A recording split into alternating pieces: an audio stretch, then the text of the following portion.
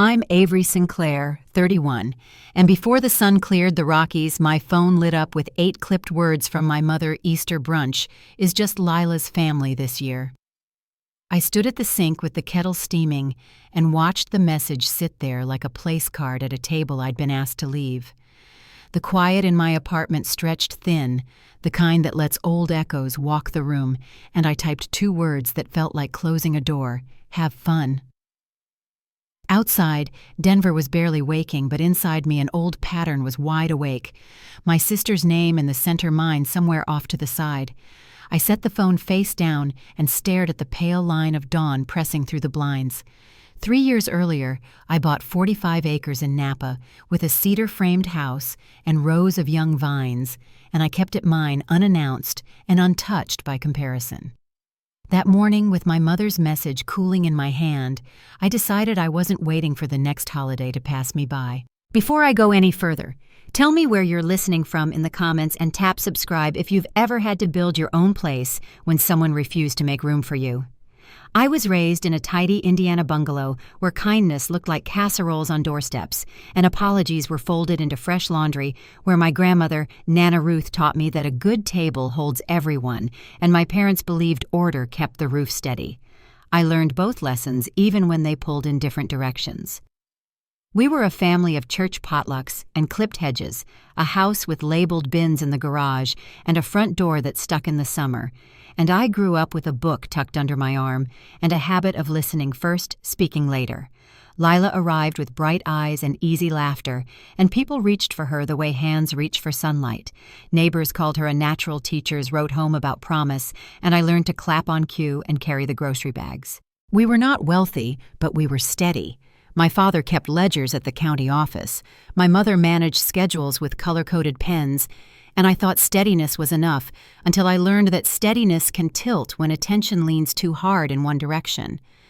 When I left for Colorado on a scholarship and part-time shifts, the world widened: vast mountains that swallowed the skyline, rent that swallowed a paycheck, and a quiet that asked what kind of life I would make when applause wasn't part of the budget.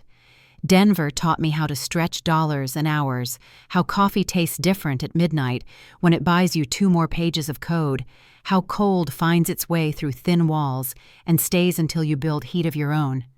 That same year, I took a contract in Oakland that paid modestly, but opened a door I'd been pressing on since high school. I slept on secondhand furniture and learned the price of patience, wrote software beside industrial windows, and realized that distance isn't only measured in miles, it's measured in the stories families tell about who you are and where you belong. The Vineyard came later when a check cleared and the road west turned gold in late afternoon. I walked the property near St. Helena with dust on my boots and felt something settle that had rattled since childhood. I chose cedar and stone, a long walnut table beneath a pergola lavender between the vines for bees, and bricks stamped with words my grandmother used to say, belonging mercy, keep going, because I wanted a place built from what lasts when approval doesn't. I didn't tell my parents or Lila. Some things grow better in quiet, and I needed a season without explanations.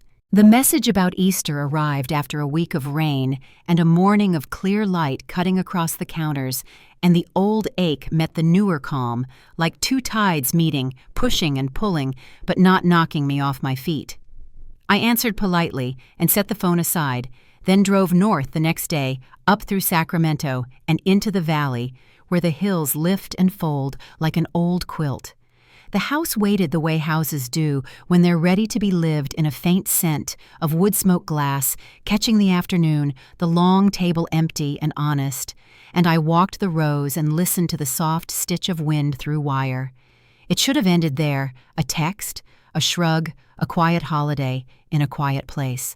But I kept thinking about Nana Ruth's rule that a table worth keeping has room for surprise, and about how small a room can feel when the same names always take the best chairs. Before the week was out, I had a list in my pocket, one name after another, people who used to gather and somehow drifted to Christmas cards and quick likes in a family chat, and a plan that felt less like rebellion and more like remembering who taught me to set extra plates.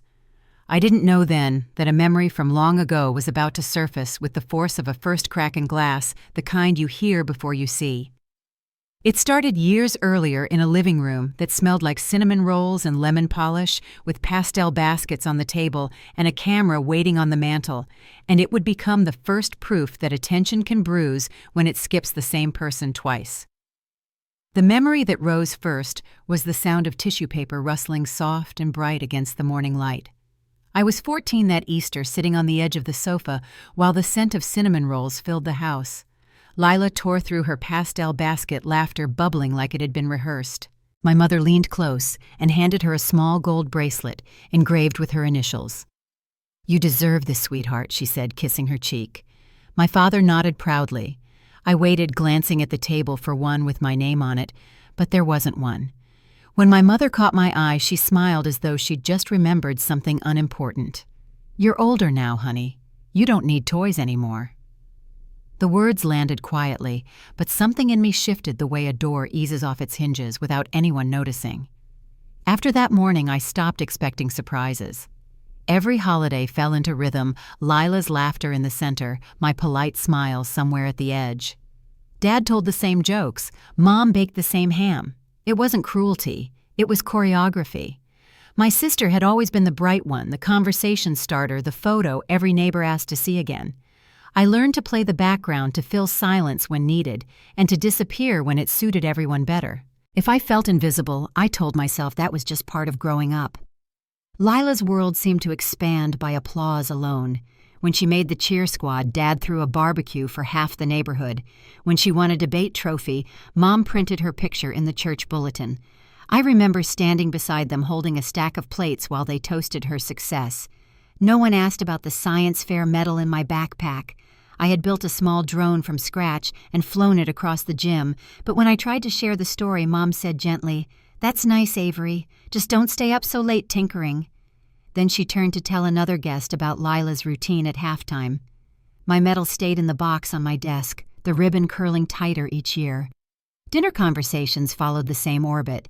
Dad would lean forward, fork in hand, asking, "How's Lila's practice going?" Mom would add, "Her coach says she's a natural leader." I would wait for a pause that never came, ready to mention a competition or the project I'd been coding after class.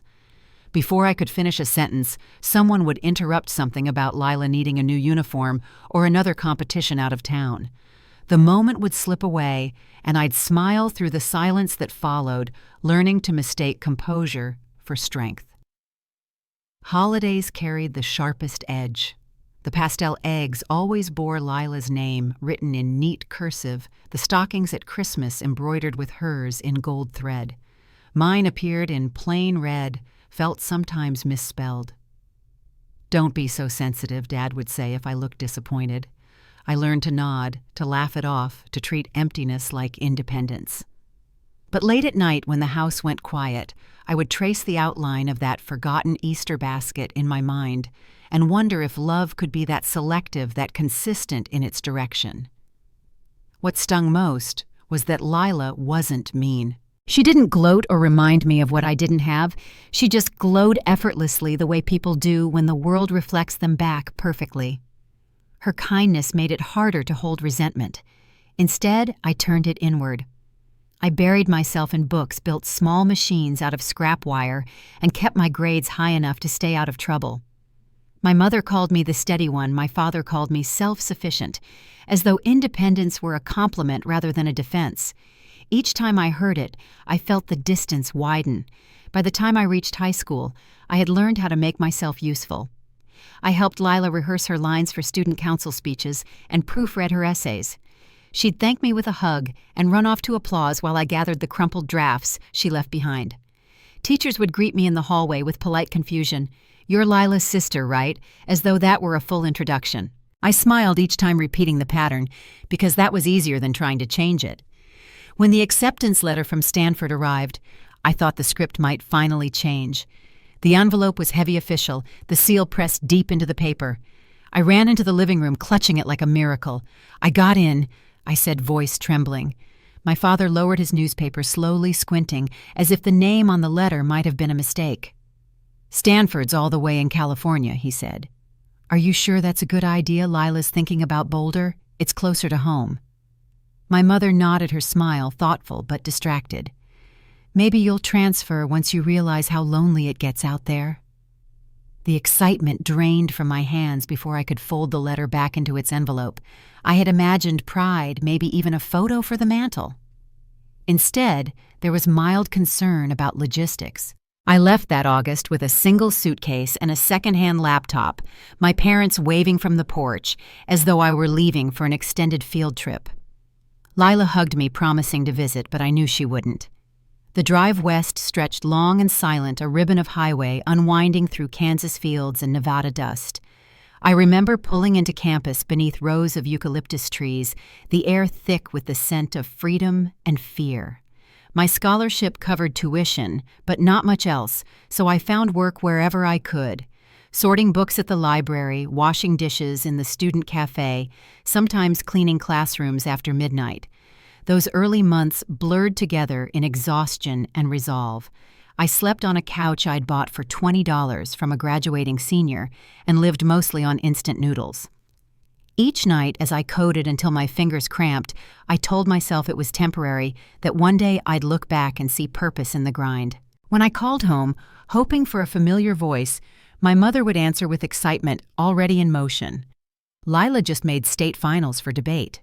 Isn't that wonderful?" I would say it was, though. The silence after hung heavier each time. Still, the distance gave me something I'd never had before, room to imagine life on my own terms. I joined a small research group experimenting with logistics software writing code that could reroute deliveries in real time. We worked through nights fueled by coffee and cheap pizza, chasing the tiny thrill of watching a simulation succeed. I began to understand that the satisfaction I'd been waiting to receive from my parents was something I could give myself line by line, problem by problem. Money stayed tight. There were weeks I chose between a textbook and groceries nights when I taped the sole of my shoe instead of buying new ones.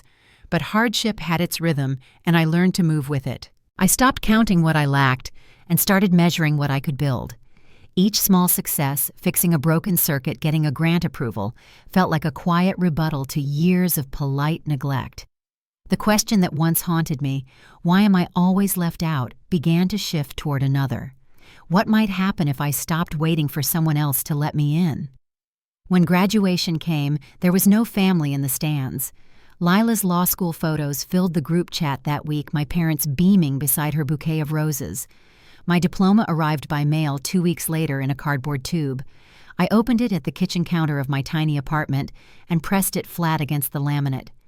The words were simple, printed in gold, but they carried a weight no one else would ever measure. That summer, I found an internship with a small logistics firm in Oakland.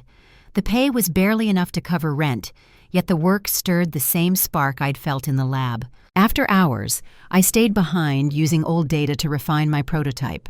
Some nights the janitor would pass by shaking his head. "You ever sleep?" he'd ask. I'd laugh and tell him maybe next week.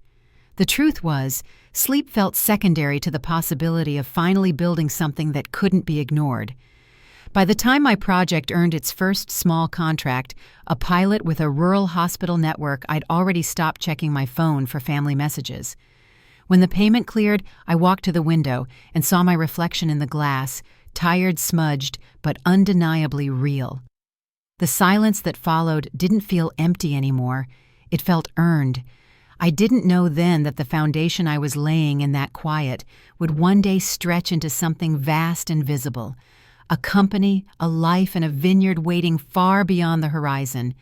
But that awareness was coming. For now, all I knew was that the old story of invisibility had cracked just enough for light to slip through. And once light enters, even through the smallest opening, it never quite leaves. The years after college passed like a long experiment in survival.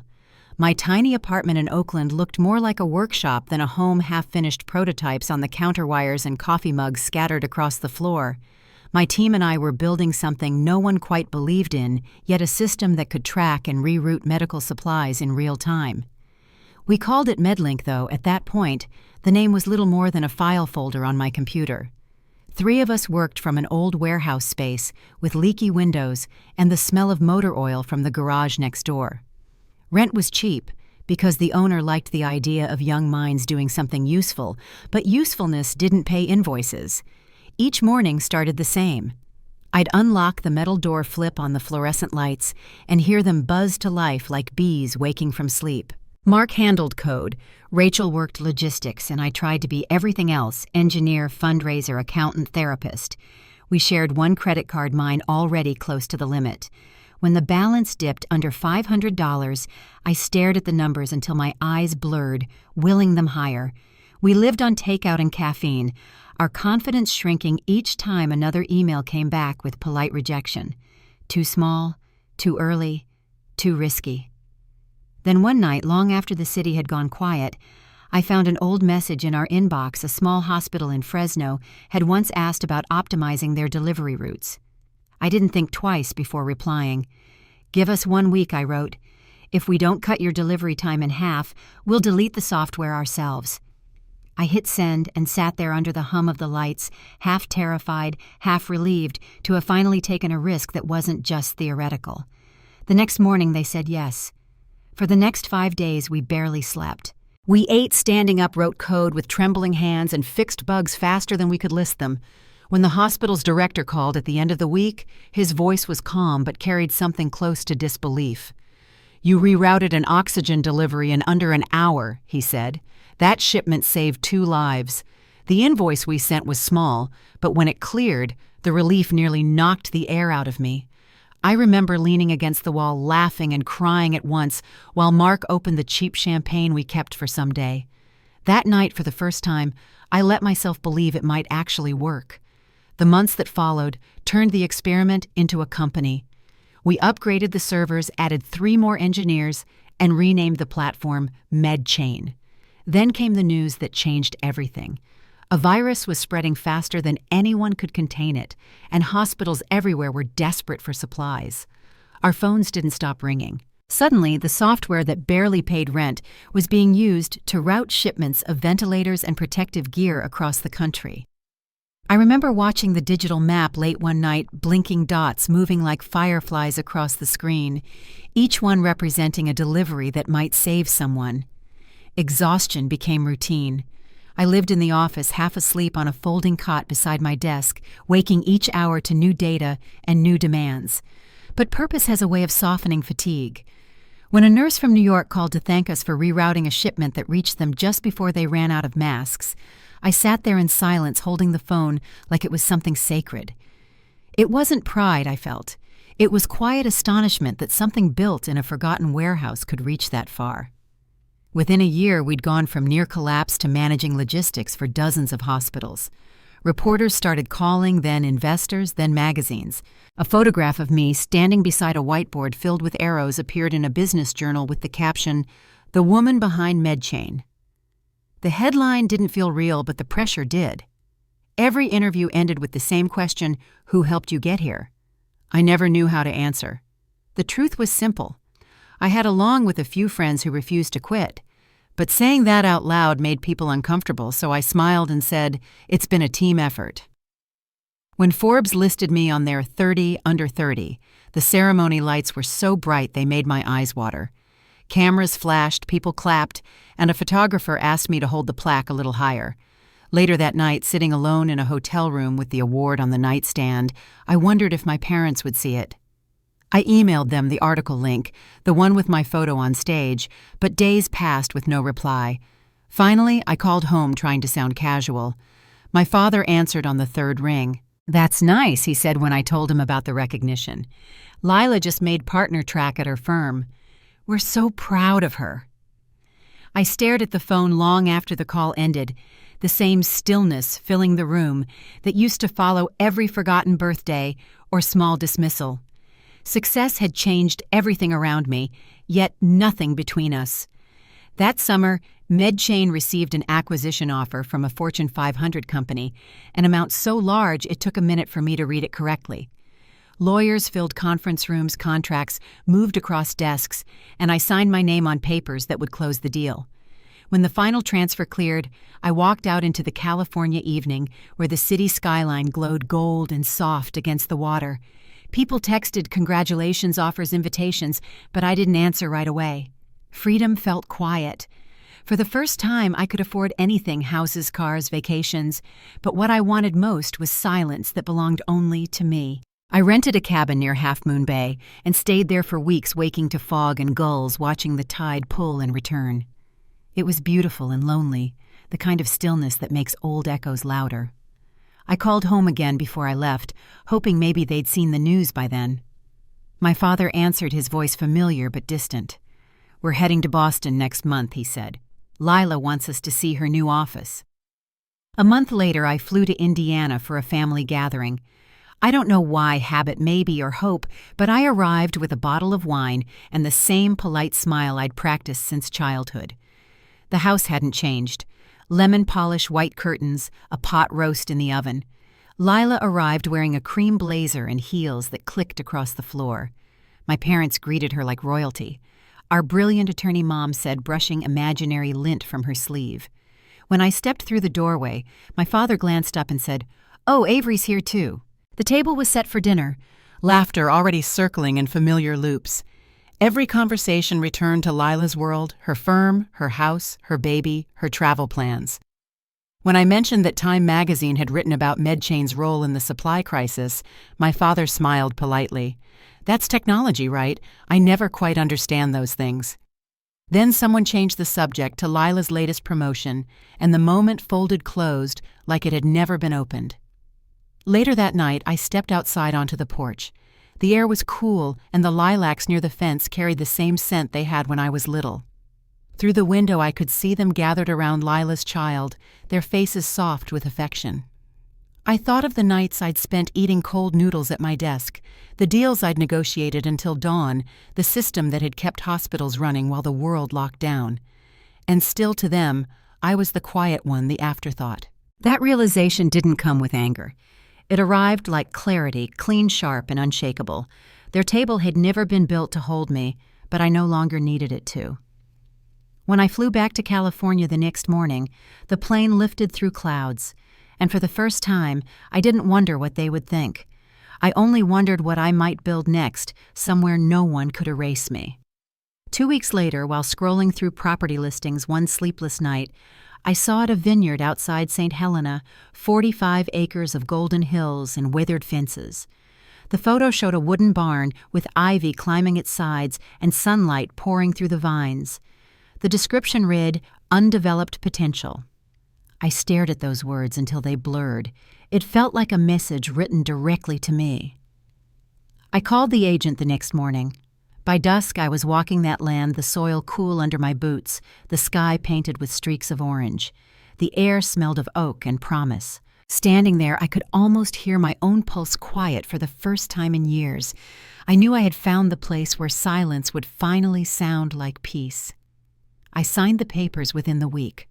What I didn't know then was that the vines I planted on that hillside would do more than grow grapes.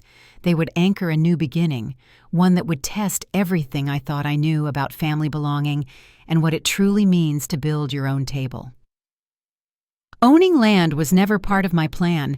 For years, every inch of my life had existed on screens and code in numbers that could disappear with a single crash. The vineyard changed that. The first morning I stood there, mist rolled low across the fields, catching on the fences like silk. The soil was damp beneath my boots, smelling faintly of iron and rain. I ran my hand along the rough bark of an old oak near the barn and realized how foreign stillness felt after years of constant motion. The property had once belonged to a family moving to Europe, a patch of hills and clay that locals said needed patience more than luck.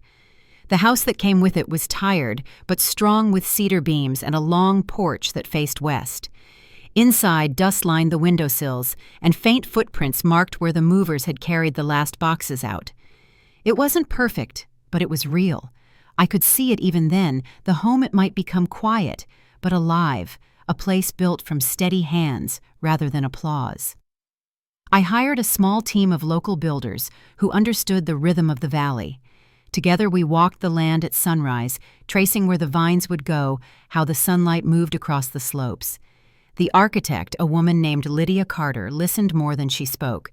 When I told her I wanted a house that blended into the land instead of sitting on top of it, she nodded and said, "Then we'll build it like it grew here."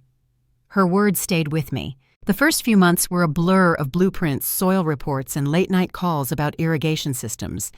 I spent my days in work boots and flannel, learning to read the land the way I once read code. The sound of hammers echoed through the valley, a steady heartbeat that replaced the hum of computers. Slowly, the frame rose, a structure of cedar and stone open rooms, with light spilling through the glass. I chose warm wood instead of marble, soft clay tones instead of steel. The kitchen faced the vines, so whoever cooked could watch the hills change color with the seasons. Behind the house, we built a patio shaded by a wide pergola. At its center stood a long walnut table carved from a single piece of reclaimed wood. When the carpenter asked what I wanted it to feel like, I said, "Strong enough for laughter." He smiled and ran his hand over the grain. "Then it'll last longer than both of us." As the weeks turned into months, the place began to hum with its own quiet life. The lavender rose I planted between the vines drew bees that hovered like tiny lanterns. Wildflowers crept up along the path to the barn. The scent of earth and oak followed me everywhere. I spent nights sleeping on a mattress in the living room before the furniture arrived, listening to the wind press gently against the windows. It wasn't silence, it was something deeper, like the sound of a heart learning a slower beat. The builders started calling me the quiet boss. I rarely raised my voice, but I noticed every detail, the way light fell through the rafters, the curve of the stone steps leading down to the patio. On the day we poured the foundation for the wine shed, I stood barefoot in the dirt, pressing my palm into the wet cement. When Lydia saw me, she smiled. "Making your mark?" she asked. "No," I said, "just remembering how far I've come." By the time the house was finished, a full year had passed. The vines were still young, their tendrils curling along the wire's leaves, flickering in the light like green glass. Each morning I walked the rows with a mug of coffee, running my fingers over the new growth. It would take years before the vineyard produced its first harvest, but I didn't mind. The waiting was part of the rhythm. I'd spent most of my life rushing to prove something. Now I was learning to let things take the time they needed. I didn't tell anyone about the vineyard, not my parents, not Lila, not even most of my friends. To them I was still in Denver or San Francisco, moving between contracts, keeping busy. The truth was, I wanted this place untouched by comparison. I'd spent too many years measured against my sister's reflection. This was mine alone. Whenever I returned to the valley after trips to the city, I brought something small, a hand-woven rug, a ceramic bowl from a local artist, a single photograph from the early MedChain days. Slowly, the house filled with traces of a life, nothing extravagant, just pieces that felt honest. On the porch, I hung a wind chime made from recycled wine bottles, each painted a different shade of blue. When the wind moved through it, the glass sang a melody that was both joyful and strange. Sometimes I thought about that 14-year-old version of myself, the one who sat quietly while everyone clapped for someone else. I'd built this place for her too, for the girl who learned to disappear. Standing in the kitchen one evening, watching the sunset turn the sky the color of copper, I whispered to the air, "You made it."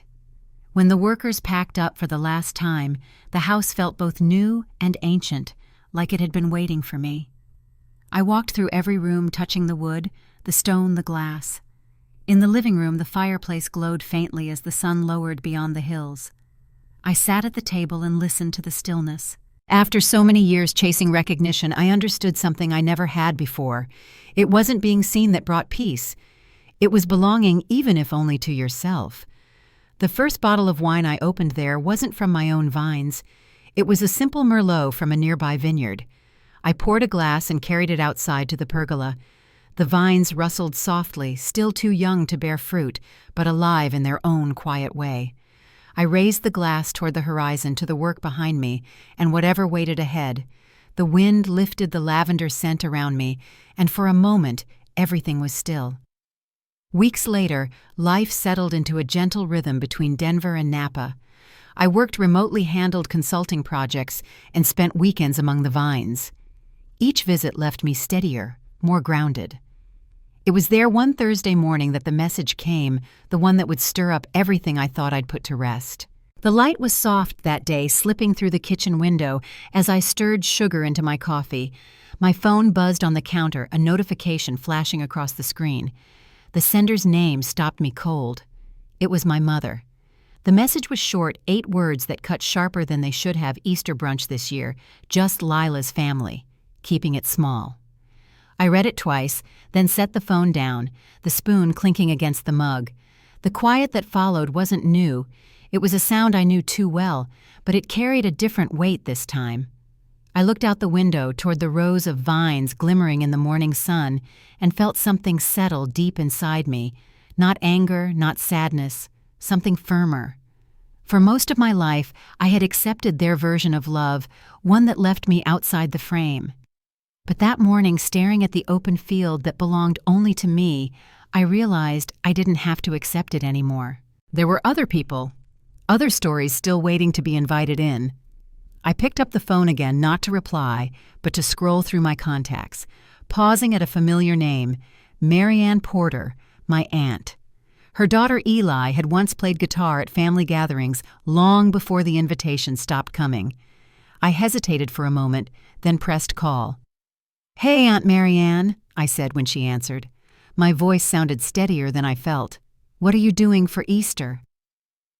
The question hung between us, light at first, but carrying the start of something larger. The wind outside shifted through the vines, the bottles chiming softly like a quiet answer.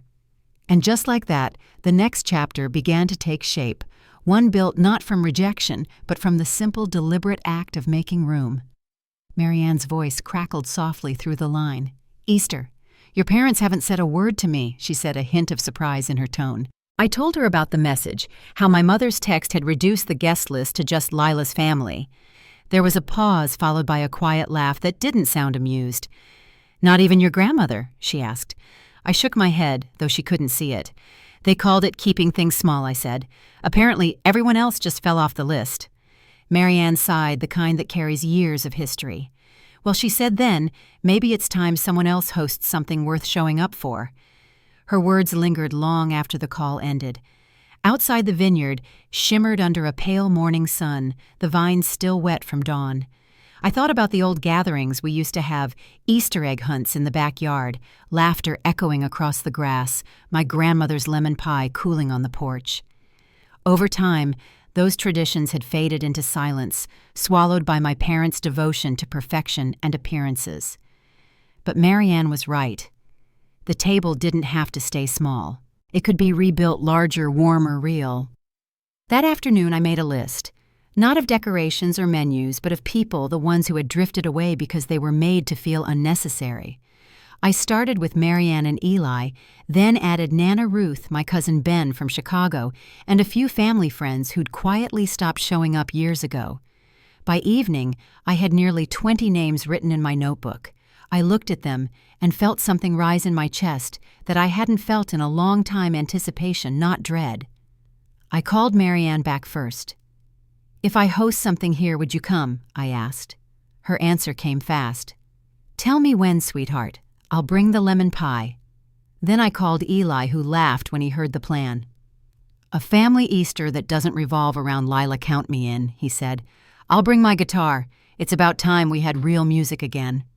Each call added a new thread of warmth. Uncle Ray offered to haul firewood from Modesto. Cousin Ben promised to bring wine from Oregon. Even my grandmother's voice, steady but emotional, cracked just a little when I told her. "A table that belongs to the right people," she said softly. "I'll be there, darling, and I'll bring the chocolate eggs your grandfather used to make." By nightfall, the vineyard no longer felt so quiet.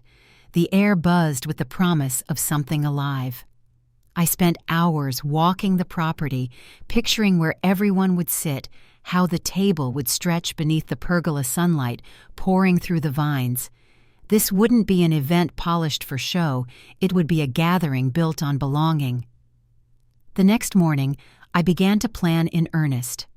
I called a local caterer, a woman named Margaret Hale, who'd spent decades cooking for wineries around the valley. When I told her the occasion, she paused before replying. "A family coming back together," she said. "Then it has to taste like forgiveness." Her words settled into me like truth. We talked through this menu: fresh pastries, honey-glazed ham quiche, and roasted vegetables from nearby farms. I booked a small bed and breakfast down the road for overflow guests run by an elderly couple who had moved to Napa years earlier.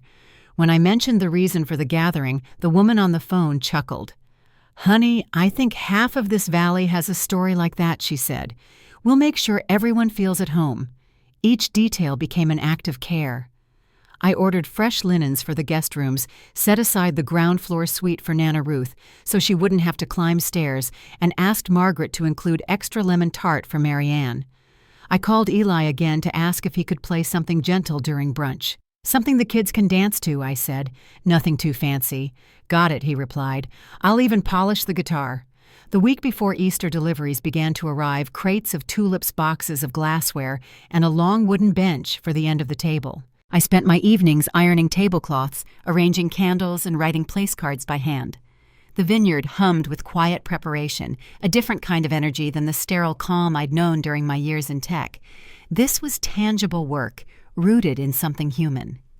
As I laid out the final seating chart, I thought of all the years I'd spent shrinking myself to fit into my parents' version of family. Every empty chair at their table had been a small wound. Now each one I filled was a step toward healing. I placed Nana Ruth at the head beside Mary Ann, with Eli across from her. The children would sit closer to the vines so they could run freely after the meal. The rest fell naturally into place, guided by instinct rather than obligation. 2 nights before Easter, Mary Ann called again. "Your grandmother's been crying happy tears all day," she said. "She told me she hasn't felt this excited in 30 years. I smiled, standing by the window as twilight swept across the valley. The vines glowed in the fading light, the long table beneath the pergola still bare but ready. "Then it's already worth it," I said. That Friday, I drove into town to pick up the final groceries. The shopkeepers had come to recognize me by then, the quiet woman who split her time between the city and the hills. When they asked about the upcoming weekend, I told them I was hosting a family brunch. One woman, an older baker with flour dusting her hands, said, "Well, make sure you sit down and eat too. The host deserves a plate."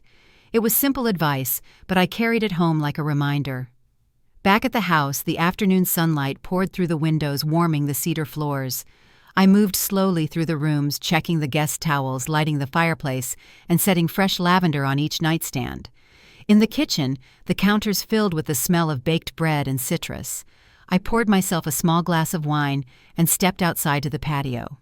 The long walnut table stood waiting under the pergola, its surface glowing in the late sun. I imagined how it would look the next morning: plates gleaming, tulips, open-wide laughter rising into the air. The same table where I'd once sat alone would soon hold the kind of gathering I used to dream about, a table that didn't measure worth in achievements or appearances, only in presence. As the sky deepened to violet, I sent one final message to the group. No dress code, no expectations, just come and be seen. My phone buzzed with replies, thumbs-up hearts, short notes of excitement. Even the simplest words felt like small promises. When the moon rose over the valley, the wind carried the faint rustle of vines and the soft chime of the glass wind bottles. I stood there barefoot on the patio, breathing in the scent of earth and night air, and felt something steady take root. For the first time in years, I wasn't waiting to be invited. I was opening the door myself. Inside, the house glowed with lamplight. I placed the last napkin, straightened the chairs, and looked once more at the table that would soon hold everyone who had ever felt left out of someone else's celebration. Tomorrow the valley would come alive with voices that had been quiet for too long. And though I didn't know it yet, the laughter that would fill that space would carry farther than I imagined, far enough to reach the very people who had chosen not to come. Easter morning arrived quiet and clear, the kind of California spring day that feels freshly painted. I woke before sunrise, slipping out to the patio while the sky was still gray at the edges. Dew clung to the vines, and the air carried that early scent of wildflowers and damp earth. For a long moment, I stood still, listening to the soft hum of the valley coming awake. Today wasn't just another holiday. It was the first time in years that the people who had been forgotten would gather again. Inside, the kitchen was already alive with motion. Margaret had arrived before dawn, her staff moving with the calm focus of people who knew how to turn a meal into a memory. The scent of roasted vegetables and baked bread filled the air. "Morning, sweetheart," Margaret said, tying her apron tighter. "Everything's on schedule. You just relax and let us handle the fuss." I smiled grateful, but there was no chance of relaxing. Every detail mattered. Every chair, every place card, every flower felt like part of a promise I'd made, not just to them, but to myself. By mid-morning, the first car turned up the gravel drive. It was Marianne, her trunk packed with pies, and a stack of folded table linens. She stepped out in a floral dress, her hair caught by the wind. "Good heavens," she said, looking at the rows of vines. "You've built paradise." I helped her carry everything inside, and before long, Eli pulled in behind her guitar slung over his shoulder and a grin that could have powered the lights. "I told you I'd bring the music," he said. "Just tell me where the good acoustics are." One by one, the rest arrived. Cousin Ben came with his wife and 2 small kids who ran through the lavender rows chasing bees. Uncle Ray brought crates of firewood and a bottle of bourbon, declaring it was for emergencies only. Then just before 11, Nana Ruth's car came into view, moving slowly up the drive. I hurried to meet her before she could step out. She wore her usual pale blue cardigan, her silver hair pinned neatly, and in her lap sat a covered basket wrapped in a floral cloth. "Your grandfather's chocolate eggs," she said softly when I reached her door. "He'd be proud of this, Avery. He always believed the good kind of gathering could heal anything." When everyone was settled, I stepped back onto the patio. The long walnut table gleamed under the pergola sunlight filtering through the vines. Tulips and wildflowers filled glass jars, their colors echoing across the surface like a painted field. The seats filled quickly, and soon the hum of conversation rose, blending with the faint strum of Eli's guitar. Children's laughter drifted toward the hills, and the smell of honey and citrus hung in the air. I didn't give a speech. It didn't feel necessary. Instead, I poured mimosas past plates and watched the faces around the table faces that had been missing from family photos for too long. Marianne laughed with Nana, her hand resting on her mother's shoulder.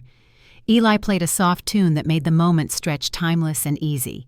For the first time, there was no competition, no unspoken measuring of worth, just the simple rhythm of shared time. Halfway through brunch, Eli shifted his stool and started a gentle melody. "This one's for everyone who forgot how to celebrate themselves," he said. The first chords carried across the vineyard low and steady. People clapped along. Some even sang the chorus, though they'd never heard it before. I caught Nana's eyes shining across the table, her lips forming the words, "Thank you." Later, after the plates were cleared and the kids had dashed off to hide eggs among the vines, I stood back to take it all in. The sunlight dappled through the leaves, catching on the glass bottles that hung from the pergola. A soft breeze lifted the linen tablecloths, making them ripple like waves. Margaret approached quietly, wiping her hands on a towel. "You know," she said, "this feels like the kind of day people remember for years." I smiled, but before I could answer, she tilted her head toward the drive. "Looks like you've got company," she murmured. I turned to see 2 familiar figures stepping out of a silver SUV, my parents. Elaine and Martin dressed as if they'd walked straight out of a country club brochure. My chest tightened. They weren't invited, but there they were moving toward the patio with measured steps. The laughter at the table softened as people noticed. My mother's heels clicked across the stone, her face frozen in polite surprise.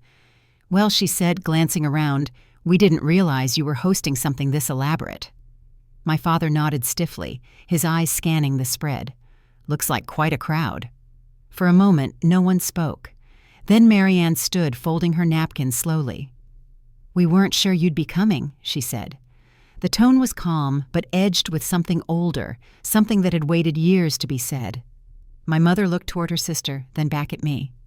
"We thought Easter would be small this year," she said. "Just family." I gestured to the table. "That's exactly what this is." Her eyes flicked to the faces, Marianne, Nana, Eli, cousins' friends, all of them quietly watching. "You could have told us," she said finally. "We would have helped you host." I kept my voice steady. "You weren't supposed to help Mom. You were supposed to rest. I figured you already had plans with Lila." Something in the air shifted. My father's jaw tightened, and my mother's smile wavered. "We heard from Marianne," she said carefully, "and we thought we'd stop by. It didn't feel right being left out." The irony stung, but I didn't let it show. Around us, conversation resumed softly, Eli strumming to fill the silence. Nana rose from her chair, moving slowly to my side. "Avery didn't leave anyone out," she said gently, her voice carrying the weight of 82 steady years. She simply opened the door that had been closed. My mother blinked, startled. For a second, she looked like she might argue, but then her gaze softened. She reached for the back of a chair, her composure faltering. "We didn't realize," she murmured. "You've done all this on your own," I nodded. "With some help." "But yes." Silence held again, not heavy, just honest. Then Nana stepped forward and touched my mother's hand. "Sit," she said. "There's room." My father hesitated, but she gestured again, and they both took seats at the far end of the table. Margaret appeared from the kitchen, like she'd been waiting for that cue, setting down 2 fresh plates without a word. As everyone returned to their food, the tension melted slowly into the air. The wind picked up, carrying laughter from the children, somewhere between the vines. My mother kept her eyes low, folding her napkin into neat squares. When she finally looked up, her expression had changed, something softer, unsure. Nana leaned toward her and said quietly, "You call it competition. I call it survival." My mother's eyes glistened as she reached for the glass of water in front of her. She didn't argue. By late afternoon, the golden light spilled across the vineyard, turning the vines to bronze. People lingered even after dessert, unwilling to let the moment end. My parents left quietly before sunset, their goodbyes polite but subdued. The rest stayed as dusk gathered stories, spilling into the cooling air, the sound of Eli's guitar weaving through it all. When the last car pulled away and the lights of the valley began to shimmer in the distance, I stood alone under the pergola. The table was scattered with crumbs and half-empty glasses, but to me it looked perfect. The air still carried the faint scent of lemon pie and wildflowers. I sat down at the head of the table, tracing my hand along the grain of the wood, feeling the warmth that lingered from the day. Somewhere out there, my parents would be driving home in silence, the image of this gathering sitting between them. I didn't know what they were thinking, and for once it didn't matter. Above me, the wind bottles chimed softly, echoing through the quiet hills. Tomorrow would bring its own conversations, maybe even confrontation, but for now, the only thing that mattered was this, the sound of belonging finally louder than absence. The next morning, the vineyard was quiet again. Only the faint smell of coffee and lemon still hung in the kitchen. I stepped outside barefoot, the wood of the porch still cool underfoot. The long table beneath the pergola stood empty now, streaked with the faint marks of wine glasses in sunlight. A bird landed on one of the chairs and fluttered off again, leaving the moment still and soft. For a while, I just stood there listening to the leftover echoes of laughter from the day before. By noon, the cleanup crew arrived, but I told them to leave the table for last. There was something about seeing it exactly as it was that felt important. Marianne stopped by to drop off an extra pie dish and hugged me tight. "You did it, Avery," she said. "That was the first real Easter this family's had in decades." Her voice broke slightly when she mentioned how Nana had danced with Eli under the vines before sunset. "She hasn't moved like that in years," Marianne whispered. "You gave her back a piece of herself." After she left, I wandered into the kitchen and found my phone lighting up with messages. Photos and videos from the day Eli strumming his guitar, while the kids twirled in the grass, Nana laughing with chocolate on her fingers, the sun catching the lavender rose just right. Then buried between them was a text from my mother. "We need to talk. Dinner tomorrow at your father's request. 7 p.m. Please come." The words felt formal, not angry, not warm, just cautious. I read them twice before setting the phone down beside the sink. For the rest of the day, I worked in the garden, pruning and watering, pretending not to think about what that dinner might mean. When I arrived the next evening, their house looked the same as it always had. White shutters, manicured lawn, the faint smell of roast chicken drifting through the open window. My father answered the door in his pressed shirt, greeting me like a guest. "You made it," he said, stepping aside. My mother appeared behind him, clutching a dish towel like it was armor. "We wanted to thank you," she began. I waited, unsure of what was coming. My father cleared his throat.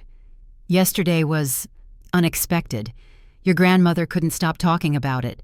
Said it was the best day she's had in years." He glanced toward my mother, who nodded but said nothing. "It seems you've built quite a life out there, Avery. The house, the vineyard? We had no idea." "That's true," my mother said quietly. "It's beautiful. You've done well." Her words sounded careful, like she was testing them as she spoke. I could hear the edge beneath the praise, the faint mix of surprise and pride and something like regret. "Mom," I said gently, "I didn't do it to show anyone up." "I know," she replied quickly, too quickly. "But people talk, Avery. Your aunt posted those photos online. Everyone's seen them. We had a few calls this morning, friends asking why we weren't there from the start." She folded the dish towel tighter in her hands. It was embarrassing. My father shifted in his seat. "What your mother means is, we didn't expect to be surprised by you like that." The brunch looked... He paused, searching for the word. "Public." I stared at them both, the small framed family photos lining the wall behind them, everyone centered on Lila, everyone a reminder of the years that had slipped by unnoticed. "It wasn't public," I said.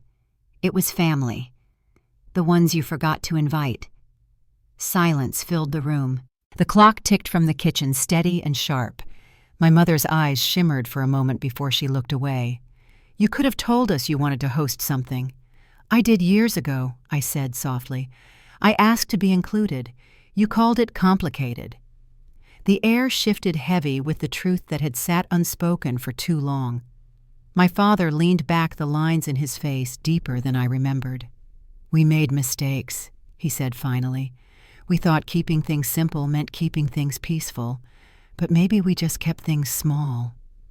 My mother set the towel down, her hands trembling slightly. "Your grandmother told me something yesterday," she said. "She said you call it competition, I call it survival." I didn't understand it at first, but then I saw her at that table surrounded by everyone she used to love, and I realized how far apart we'd all drifted. Maybe she was right. For the first time, there was no defensiveness in her tone, just exhaustion and something close to honesty. I nodded slowly. I didn't build the vineyard to prove anything. I just wanted somewhere that didn't require me to earn my seat. She looked at me for a long moment before reaching across the table. Her hand covered mine, small, tentative, unfamiliar. "I see that now," she whispered. The rest of dinner passed quietly. My father asked about the vineyard's progress, how long until the first harvest. My mother wanted to know if Nana had overexerted herself, if Marianne planned to visit again. It wasn't warmth yet, but it was movement, the kind that starts slow like thawing ground. When I left, my mother walked me to the door. The air outside was cool, the porch light flickering. "We're proud of you," she said, "even if we didn't show it the right way." I smiled faintly. "Thank you, Mom." As I drove back through the dark stretch of road leading to the valley, the vineyards on either side glowed silver under the moonlight. By the time I pulled into my driveway, the house looked different, warmer somehow, like it had been waiting for me. Inside, I found the gold foil-wrapped egg Nana had tucked into my purse before leaving the brunch. I hadn't opened it yet. I set it on the table and unwrapped it slowly, expecting chocolate. Instead, inside the shell was a tiny folded note, written in her delicate handwriting, for the girl who waited. Love always finds its way home. I sat there for a long time holding the note, the hum of the refrigerator and the distant rustle of vines outside the only sounds in the house. I thought of Nana's steady hands, of my mother's trembling ones, and the space between them that was finally beginning to close. The next morning I called Marianne to tell her about the dinner. "They came around," I said. "It's not perfect, but it's something." She laughed softly. "Honey, perfection's overrated. You've done what most of us never could. You gave the family a second chance without losing yourself in the process." Her words stayed with me as I walked the vineyard later that day, the early sun turning the rows into lines of gold. Workers had begun trimming the vines for the coming season. New buds were forming, small, green, and certain. As I reached the far end of the field, I turned back toward the house. From that distance, the long table beneath the pergola looked like a single stroke of wood against the land part of it not separate. I thought about the Easter brunch, the laughter, even the awkward silences, and how all of it, every uneven moment, had built something solid. The vines swayed gently in the wind, their shadows crossing one another in patterns that looked almost like hands reaching out. And standing there watching them move, I knew that the story wasn't about who had come late or who had stayed away. It was about what we built when we stopped waiting to be chosen. Evening would come again soon, and I'd light the lanterns along the porch. The air would smell of oak and rain, and maybe somewhere down the road, my parents would call again, not out of guilt this time, but out of grace. For now, the vineyard held the silence. Not empty, not aching, just full, like something sacred, finally at rest. A few months after that dinner, the vineyard began to bloom in earnest. The vines filled out heavy with promise, their leaves catching the wind like small green sails. Each morning I walked the rows with a mug of coffee, the scent of soil and wild lavender clinging to the air. The first harvest was still a year away, but already the land was changing, growing more alive with every sunrise. I had started something I could see, touch, and nurture, and for the first time in my life, I felt rooted in a way that didn't depend on anyone else's approval. Nana visited that summer slow but steady on her feet, her wide-brimmed hat shading her from the valley sun. We spent afternoons on the porch shelling peas and talking about the things families rarely say out loud. One evening as the light faded and the wind bottles chimed softly, she looked at me with that knowing smile of hers. "You've built more than a vineyard here," she said. "You built a table where everyone has a place, even the ones who left it empty for too long." I reached for her hand, feeling the thin paper of her skin, and said quietly, "You're the reason I knew how." When she passed that fall, the loss hit all of us harder than we expected. The family gathered at the vineyard for her memorial, and for the first time my parents stood beside me instead of apart. The ceremony was simple music from Eli flowers, from the garden her favorite lemon pie baked by Mary Ann. My mother wept openly holding a photo of Nana laughing at the Easter table. When it was over, she asked if we could scatter some of the ashes by the vines. "She loved it here," she whispered. "It feels right." That day closed something inside us and opened something else. My parents started visiting the vineyard once a month. At first it was awkward, short visits, polite conversation, long pauses, but over time they softened. My father began helping with small repairs around the property, measuring posts and tightening railings. My mother brought recipes and insisted on arranging flowers for the table. She never said the words "I'm sorry" outright, but I saw it in the way she moved through the house, careful now, gentle, aware of what had been missed. Even Lila came one weekend unannounced. She arrived with her husband and their little boy, nervous but smiling. We sat under the pergola with lemonade and peach cobbler while her son ran through the grass. "You've done well, Avery," she said, looking around at the hills. "I should have told you that sooner." I didn't need an apology. That one simple sentence was enough. The air felt lighter after that, like the wind had shifted for good. By late autumn, the vines began their slow rest. The valley turned gold and quiet, the mornings crisp enough to see my breath. Some evenings I'd light candles along the table and sit alone beneath the pergola, listening to the wind and the distant hum of crickets. The vineyard no longer felt like a refuge from the past. It had become something much larger, a bridge between what was broken and what could still be healed. On Thanksgiving, everyone gathered again, Mary Ann, Eli, my parents, even Lila's family. The table stretched the length of the patio, the same one that had once stood empty. The children played near the lavender rows, and the adults traded stories as if time had folded, returning what we thought we'd lost. Near the end of the meal, I raised my glass and said simply, "To the ones who found their way home." There was no speech after that, no long reflection. Just clinking glasses, quiet smiles, and the sound of belonging. That night, when everyone had gone, I walked down to the end of the vineyard, where the soil dipped slightly, and the view opened wide to the valley. I carried one last golden egg, the kind Nana used to make, and buried it beneath a young vine.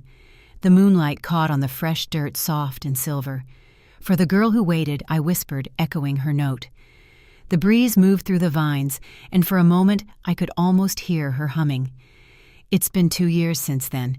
The vineyard has a name now, Golden Table Estate, a small nod to the day everything changed. Every Easter we still gather here. The children run through the rows hunting eggs, Eli plays his guitar, and my mother sets a place for Nana at the head of the table. No one fights for attention anymore. No one is forgotten. The love feels quieter now, but stronger, the kind that grows deep roots. Sometimes people ask me what it took to make peace with my family. I tell them it wasn't one grand gesture or speech. It was time, truth, and a willingness to stop waiting for an invitation. Healing doesn't come from being chosen. It comes from choosing yourself over and over until love finally meets you halfway. The vines outside my window rustle as I finish this story, the same sound they made the morning I decided to begin again. If you've ever felt unseen or uninvited, I hope you remember this. You don't need anyone's permission to build your own table. Just start where you are, plant something real, and let time do the rest. And if this story touched you in any way, take a moment to share it or leave a few words below. You never know who might need to hear that it's never too late to grow roots or to come home.